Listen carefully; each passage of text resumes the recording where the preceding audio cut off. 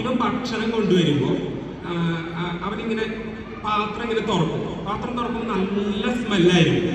എന്നിട്ട് അവൻ പറയും, ഞങ്ങളൊക്കെ ഇടയ്ക്ക് ചോദിക്കും, എങ്ങനെയാണ് ഇത്രയും ഒരു സ്മെല്ല് വരുന്നത് എന്നൊക്കെ ചോദിക്കും. അപ്പൊ ഞങ്ങൾക്ക് അറിയാമായിരുന്നു അവന്റെ വീട്ടില് അവന്റെ അമ്മയും ഫാദറൊക്കെ വളരെ നേരത്തെ എണീറ്റ് പണിക്ക് പോകുന്നു.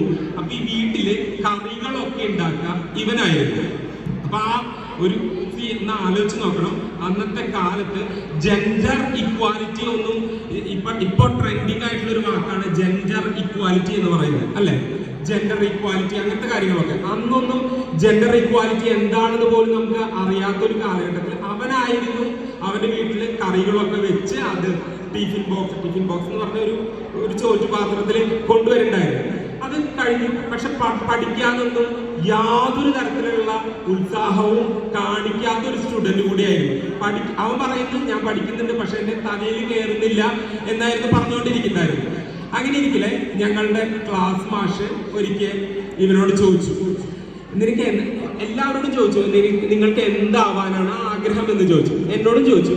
അപ്പൊ ഞാൻ അന്ന് കുറച്ച് മലയാളത്തിന്റെ അസ്കിലൊക്കെ ഉണ്ടായിരുന്നപ്പോൾ ഞാൻ പറഞ്ഞു, എനിക്ക് എഴുത്തുകാരനാവണം, ഭാവിയിൽ എഴുത്തുകാരനാവണം, അങ്ങനെയൊക്കെ പറഞ്ഞു. MTA പോലെയൊക്കെ ആവണം എന്ന് പറഞ്ഞ് അത് വിട്ടു.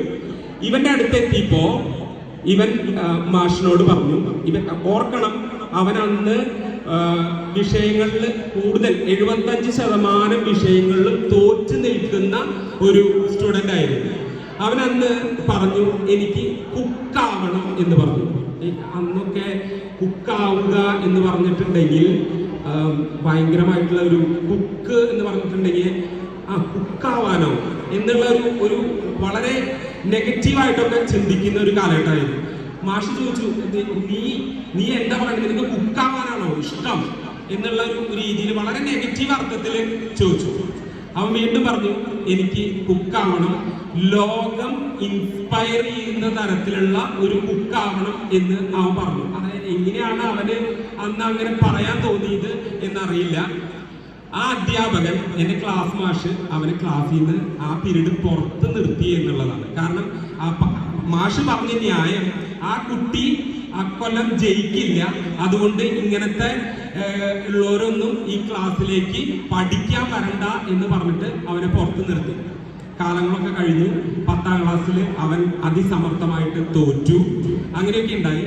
പക്ഷേ ഇപ്പോ അവനുള്ളത് ഒരു യൂറോപ്യൻ കൺട്രിയിലാണ്.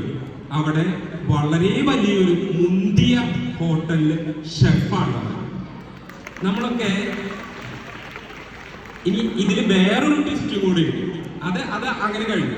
കുറെ കാലങ്ങൾക്ക് ശേഷം, ഇപ്പൊ 3 കൊല്ലം മുൻപ് ഞാൻ ആ അധ്യാപകനെ വീണ്ടും കണ്ടു. ഞങ്ങൾ തമ്മിൽ ഭയങ്കര ഇപ്പോഴും കമ്മ്യൂണിക്കേഷനുള്ള ഭയങ്കര ആ ഒരു എന്താ പറയാ, ഭയങ്കര അടുപ്പം സൂക്ഷിക്കുന്ന അധ്യാപകരും അതുപോലെ തന്നെ ഞാനും നല്ല അടുപ്പമാണ്.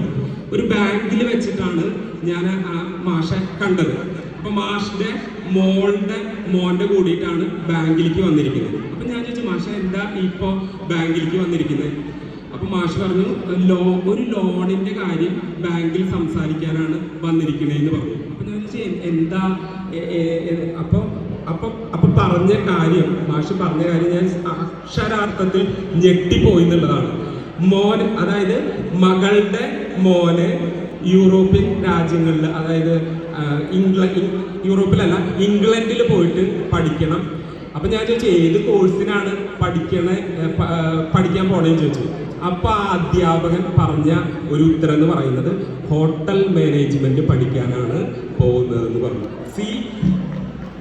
Hotel management. അന്ന് ആ അധ്യാപകൻ കുക്കാവാൻ വേണ്ടി ഒരു കുട്ടി ആത്മാർത്ഥമായിട്ട് നിന്നപ്പോൾ അതിനെ എതിർത്ത ആ അധ്യാപകന്റെ കൊച്ചുമകൻ ഇപ്പൊ പോകുന്നത് ഹോട്ടൽ മാനേജ്മെന്റ് പഠിക്കാനാണ്.